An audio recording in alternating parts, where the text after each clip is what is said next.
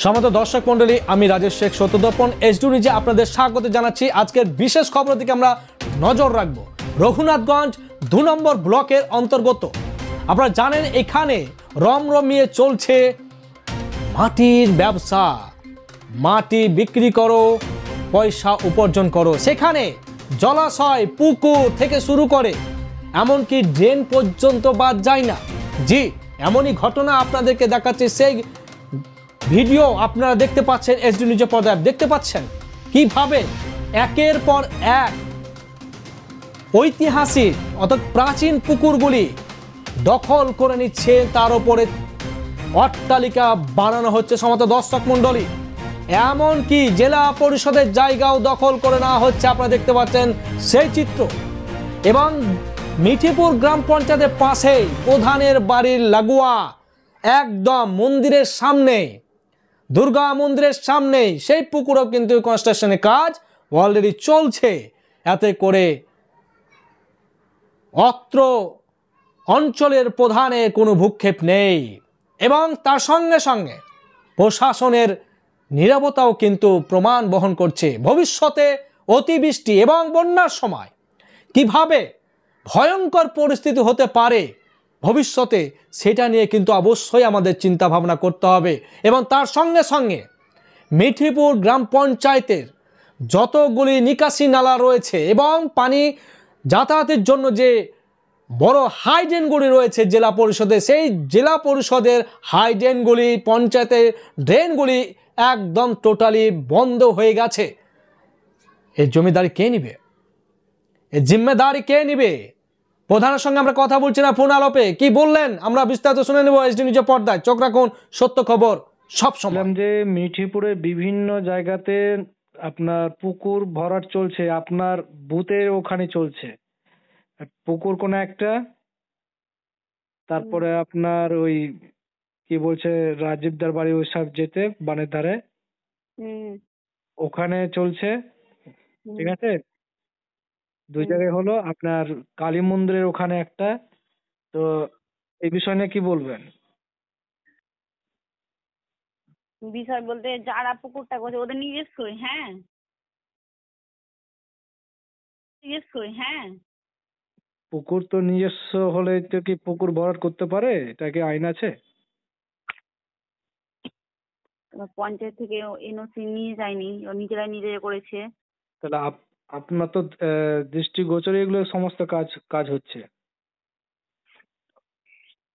কি কি ব্যবস্থা নিচ্ছেন তাদের প্রতি?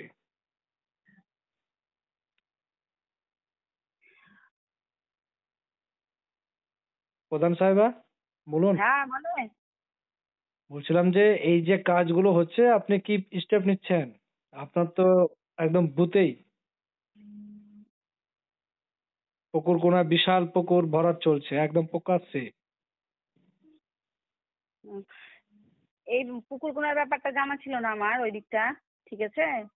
আর এই যে এটা বলা হয়েছিল, তো ওরা নিজস্ব যেহেতু বলেছে ও নিজেদের জায়গা করছে, এই জন্য আর কিছু করা হয়নি অফিসিয়াল ভাবে। অফিসিয়াল ভাবে তো আপনাকে স্টেপ নেওয়া উচিত ছিল, যেহেতু পুকুরকে কখনোই মানে ভরাট করা যাবে না, বা পুকুরের উপরে এরকম মানে বিল্ডিং খাড়ো করা, এ তো আইন বিরোধী কাজ।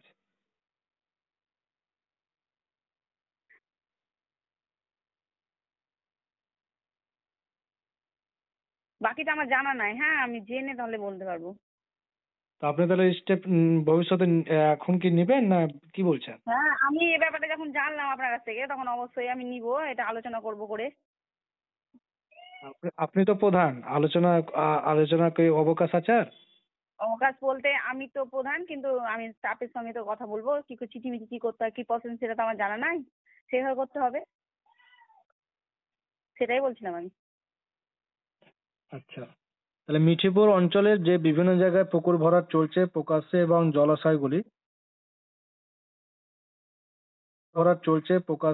জলাশয়গুলি আর ড্রেনগুলোতে কিন্তু মানে আমরা দেখতে পাচ্ছি যে সেগুলো কিন্তু বন্ধ হয়ে যাচ্ছে।